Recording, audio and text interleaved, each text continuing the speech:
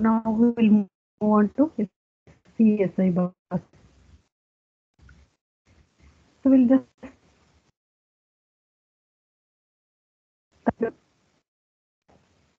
am I audible?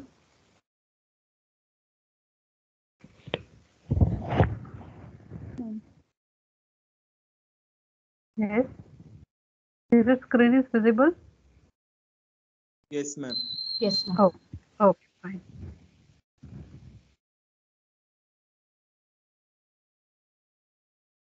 Okay. So what is SCSI bus? So in the diagram I told it is mainly the abbreviation is small computer system interface.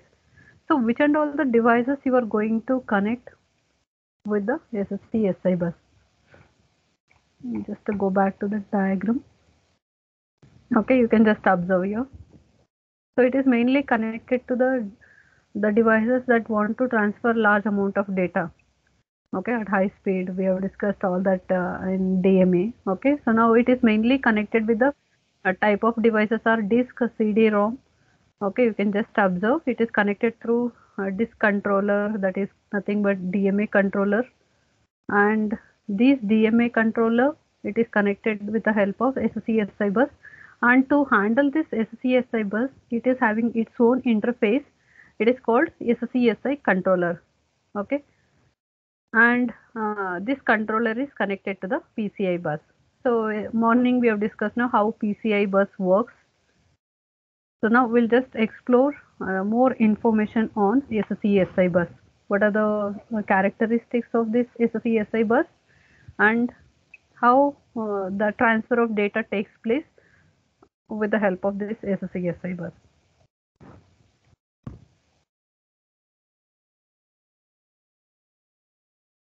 Okay. I think even the characteristics also I have already explained. Okay, so always remember, just remember, don't no need to explain everything. Just give the key the important points here. So that is that can be extended up to 25 meters length to transfer, and it is having the data transfer rate is 5 megabytes per second. Okay, and also here whatever the rate data rate it is supporting by SCSI bus in the beginning, every year it is just doubling. Okay, the data rate it is just getting a double.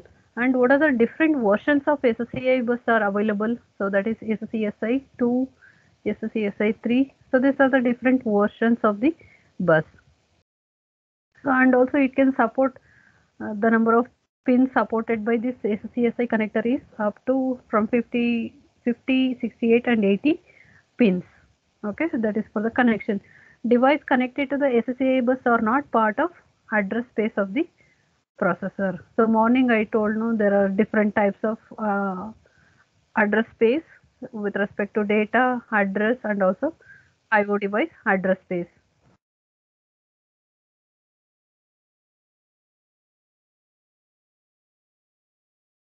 Okay. So in that we are going to discuss the devices connected to SCSI bus are not part of the address space that is supported by the processor. That means this SCSI bus is not directly connected to the processor bus. Okay, in the diagram I have shown, if this is a processor bus, it is connected through the expansion bus. What do you mean by expansion bus here? So this is the bridge, and this is expansion bus is nothing but PCI bus. Okay, now with the help of PCI bus it is connected to the processor bus. That means it is not sharing the address space of the processor bus directly. Okay, so followed by you will be having the SCSI bus. So with the help of this SCSI bus you can connect the disk controller, the CD-ROM, whatever the devices, the peripheral devices it is there with respect to the memory system that is connected using SCSI bus. So now normally I told already, so this SCI bus it is mainly used for transferring block of data. Okay, so normally you are not going to use for the small amount of data transfer, this bus is not used. It is mainly used for transferring large block of data. So here always the data we can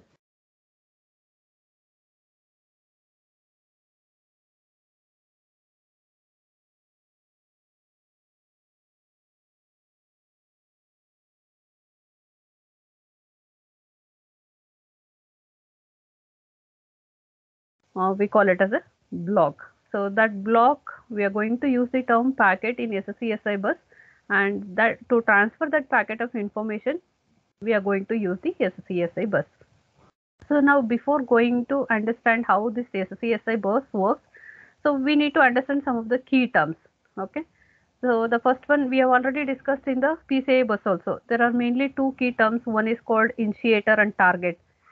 Okay, so I've just renamed whatever we have used master and slave in DMA controller. Okay, it is very similar to that. Only thing is we are using with respect to the bus, the keywords are initiator. Okay, so the controller connected to SCSI bus has two types of initiator, or it may be a target. So what is the function of initiator here?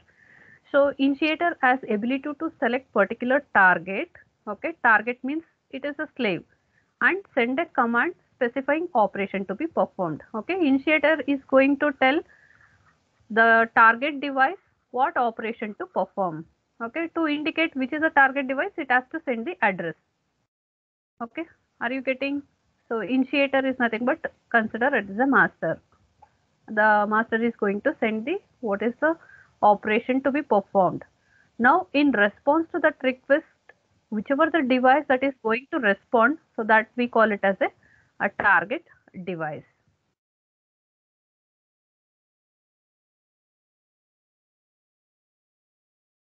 Okay, so the disk controller as a target here. So disk controller means it is nothing but disk. Okay, the disk cannot directly communicate with the bus. So with the help of disk controller, it can communicate. Okay, if you take disk, always the disk are connected using disk controller. So it is nothing but your DMA controller to transfer the data over the bus. So now we'll understand how this SCSI bus works. Okay. So we'll try to assume some of the important point here before going to the discussion of how SCSI bus works. So assume that processor need to read block of data. That means now I am going for a read operation. Okay, or input operation. So when you know the process of input or read operation, so easily you can understand how the output operation works or the write operation works. So many times I've already told what is the difference between read and write. Okay. So accordingly you can just understand how write operation takes place. So let's continue with the reading of data from the disk drive. So that are stored on the disk sectors, and also whatever the data that is stored on the disk sectors. So I think everybody knows now how the data it is represented on the disk. So if this is a disk where the disk is divided into number of sectors and tracks. Okay, so now when the data is stored on the disk, it is not stored, maybe the data is not stored in the continuous address. Okay, so in that case, so how exactly the transmission of data takes place? How it is going to read the data from disk, and it is going to transfer the data over SCSI bus.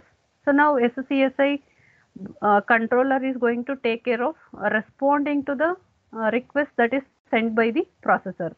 Okay, the processor sends a command to the SCSI controller which causes the following sequence of event to take place. That means whenever if request comes from the processor to get the data from memory, okay, disk means it is a memory, it is going to read the data. So in that case, what are the steps it is going to take place? So we'll just go through each one of the steps, so that if you understand these steps, you will be able to draw the timing diagram. Okay, if you want to draw the timing diagram, it requires to know the what are the signals it requires. That also I'll explain. So initially, you need to know who is the initiator and who is the target. And SCSI controller is nothing but it is a bus. So you just always remember this diagram, the first diagram, block diagram, you will understand. So this SCSI bus is not directly connected to expansion bus. Okay, so here it is requiring the interface. Okay, so that is taken care by the SCSI controller. So how this SCSI controller it works, so that's what I am explaining now. Okay, that too with respect to the read operation.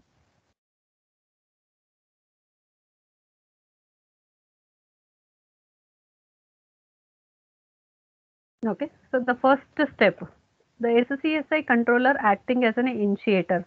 Now the controller is going to act as an initiator content for control of the bus. That means now it is whenever if it want to transfer the data, it requires to access the bus. So who is going to take care of that? The SCSI bus is going to take care of accessing the bus. So we have already discussed, it is not only the one device that is trying to access the bus. There may be at the same time, there may be other devices also trying to access the bus for transferring the data. Okay, so in that case, we have already discussed, it uses the arbitration process. We have discussed two types of arbitration process. Any one of those arbitration process is used, and using that arbitration process, it will identify which device should be allowed to access the bus. Okay, so when the initiator wins the arbitration process, it tells the target controller and hand over the control of the bus to it. That means among these, okay, initiator is nothing but the processor. Okay, it is going to take care of arbitration process. Among these set of device, whichever the device that is selected, okay, so for that device, the processor is going to hand over the bus for, it is going to hand over the control of this bus for transmission of data. Okay, that is the first step. Then target, once the device access is given to the target device, what is the next step? Now this device should start processing the request and send the data. Okay, it is going to start sending the data. So the target starts an output operation. Okay, so in response to that, is somebody is unmuted, mute yourself. Whatever the request it is sent by the initiator, it is going to process that request. Okay, that means it is whatever the data it is requested. If it is a disk, it is going to send the address to read the data from that particular location, and that is sent through the SCSI bus. Okay, so that is taken care by the target device. The target starts an output operation from initiator to target. In response to this, initiator send a command specifying a required operation. Okay, what is a required read operation? That means where it has sent the command information to perform the read. Okay, how many bytes of data to transfer, everything it is sent through the command information. After that, after receiving that information, now the target device should able to respond to the request sent by the initiator. So that is the target realizing that it is the first need to perform the disk seek operation. Okay, it is little bit, okay, here I'm not just directly telling that data is transferred. So here we are very specific that it is disk operation. Okay, SCSI bus is mainly attached for the, are used for connecting the disk, okay, and CD ROM. So these are the devices that can be used for connecting the using SCSI bus. Okay, so when I go with the disk, the reading operation, how it takes place. Okay, so that I am just explaining here. So how it is going to perform the getting the data from disk, it is totally different from reading the data from main memory. Okay, how data is stored in main memory we have discussed in the previous module. Okay, so that is where each location it is of size one word, the data is stored. Okay, so the processor is going to send the address and it will read the information. That is so simple, getting the data from main memory. It will not take much time also, but getting data from disk, it is always, it will take more time. Okay, so that process I am explaining here, realizing that the first need to perform the seek operation. This seek, that means in the disk there is a read write head. It has to move that read write head to the a particular location, whatever it is specified in the address. Okay, once it moves the read write head to that particular track and sector, it will start reading the data. Okay, once it reads the data, that particular information it is sent to the initiator, indicating that it is temporarily suspended the connection between them. Once it reads the data, 1 minute.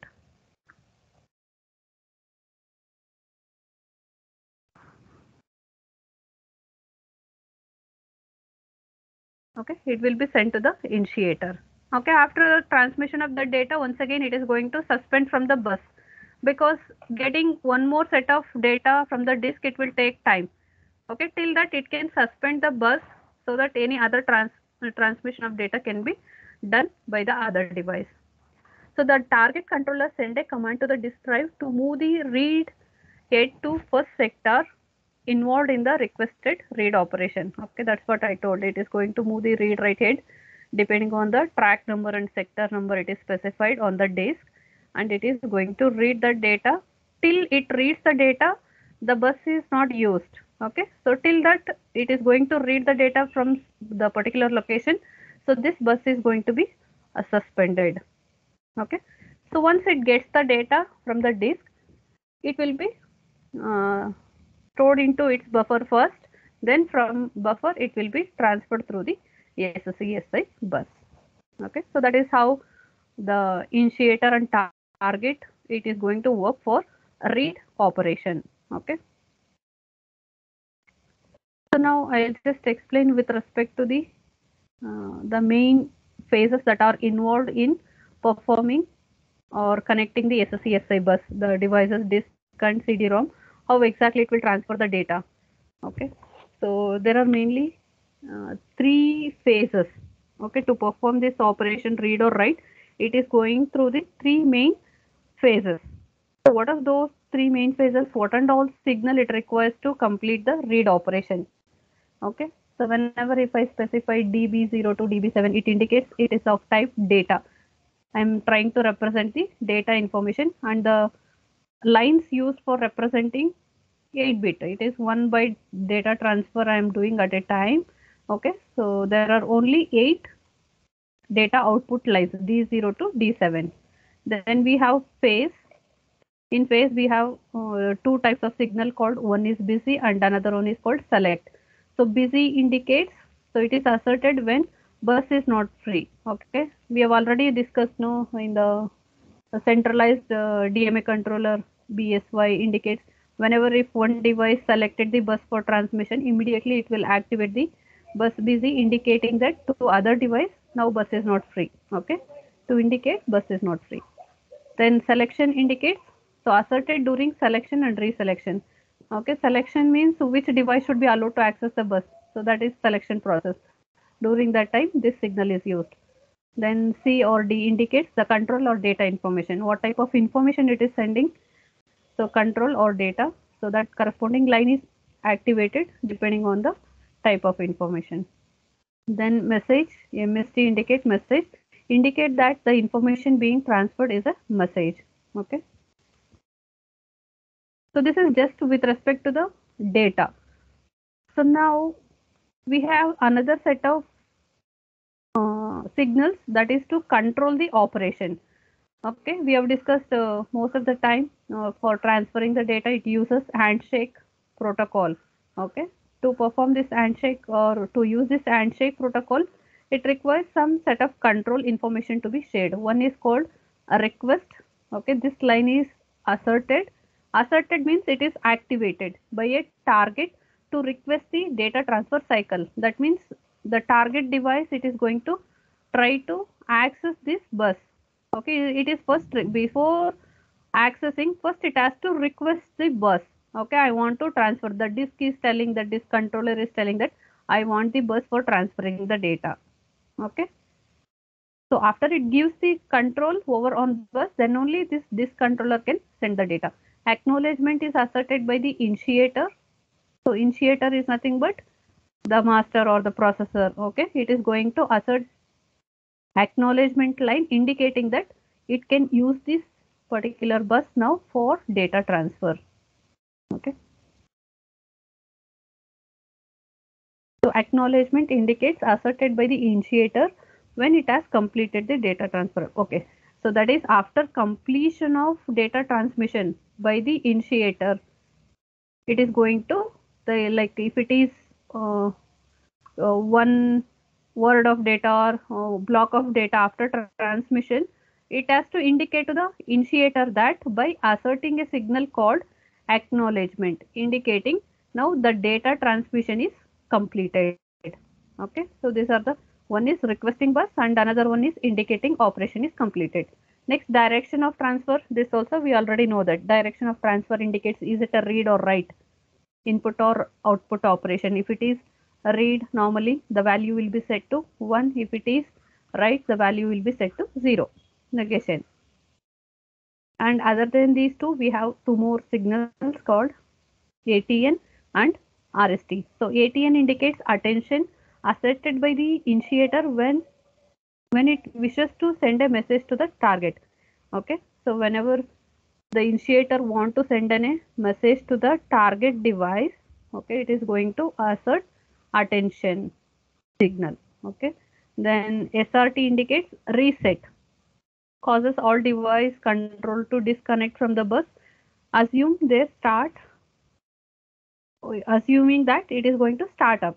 Okay, so initially before performing any operation, first it has to reset the connections in case if some device it was using, and if another device try to access, okay, after receiving an acknowledgement, it has to reset the whatever the connection it is made for that transmission of data. So just remember these, the keywords, the signals used for transmission of data. Okay, now this is very important. Listen carefully. This is very important to understand what are the different phases of SCSI bus it goes through for transmission of data, either read or write. Okay, so here mainly four phases. One is called arbitration. By this time you should be knowing what do you mean by arbitration. Okay, I'll explain here also with respect to SCSI bus, but commonly used is like that is going to identify which device should be allowed to access the bus. That is the meaning. Then second one is selection, third one is information transfer, and fourth one is reselection. So what happens in arbitration? So here the controller requests bus by asserting BSY signal. Okay, so BSY control signal is asserted to indicate that the controller is requesting the bus. Who is the controller here? The disk controller is connected to SCSI controller. Then SCSI controller should process this request. Okay, so the controller requests the bus by asserting the busy line. Okay, BSY stands for busy line. So by asserting associated data lines, okay, so associated data lines means whatever the lines related to perform this operation. When BSY become active, okay, active means it is set to 1 or the voltage on this line is high. The controller that are requesting bus examines the data line. So data lines are available. Whenever if request comes, it is going to check is the data lines, it is having some data to perform or transfer the data. So that it is going to check for the data lines. Is it data lines are free or not? Next, selection. Okay, in the selection, what happens? The controller that owns the arbitration select the, so here mainly the arbitration process, all the device which want to use the bus, it is going to try to access this. Okay, so among these set of device, any one device will be selected. Okay, so that is the second step, the selection. The controller that own the arbitration. Okay, among these, if you are using daisy chain mechanism or you are using distributed arbitration, accordingly it is going to identify which device should be allowed to access the bus. So the controller means SCSI controller own the arbitration selected target by asserting SCL. Okay, so whichever the controller that gets the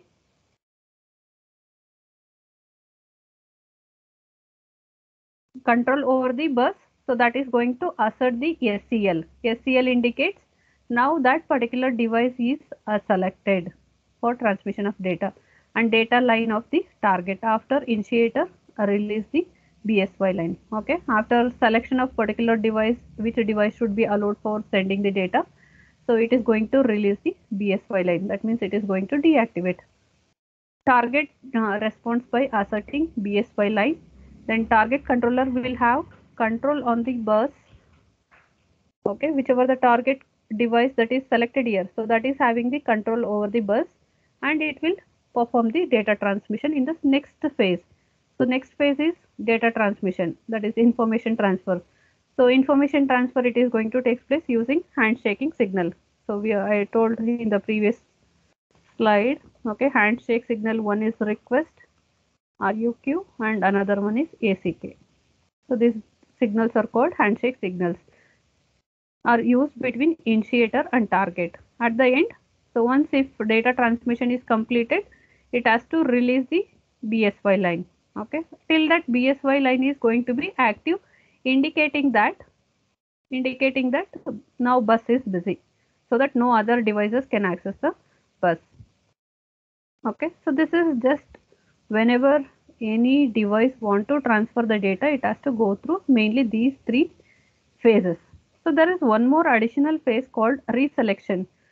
So the connection between two controller has been re-established with the target in the control of bus required for the data transfer to proceed. That means whatever the devices that are selected here for data transmission, okay, if it is completed, it has to be released and new set of device should be selected for further transmission of data. Okay, and those two devices will be able to transfer the data and it proceed its operation. Okay, so that is how the selection, the arbitration, selection and transformation of information takes place. So this is once again a timing diagram that tells how these three, not exactly three, it is mainly 4 phases it is going to happen in SCSI bus. Okay. So initially you can just observe all these signals, whatever I explained, the same thing. First, initially, if bus is busy, bus is free, okay. So immediately it is going to assert that particular bus line, indicating, so now that particular device want to transfer the data, okay. If like that, if any other devices also involved, then it will be in arbitration process, okay, to indicate that which device to be allowed. So this part of the duration, it is going to indicate that if bus is free, okay, in this time, during this interval of time, if bus is free, then only the devices can involve in arbitration process. In case if it is not free, it is not possible. It has to wait. The device has to wait. So in this arbitration, it will decide which device should be allowed to transmit the data. Okay. So after some time, it will come to know that one particular device is got selected and that particular device is going to transfer the data. Okay. And it is going to identify what is the target device ID and that device will be able to use the bus for transmission of data. Okay. Once it is done, it is going to release the bus and that can be used for reselection to transfer the data between other devices.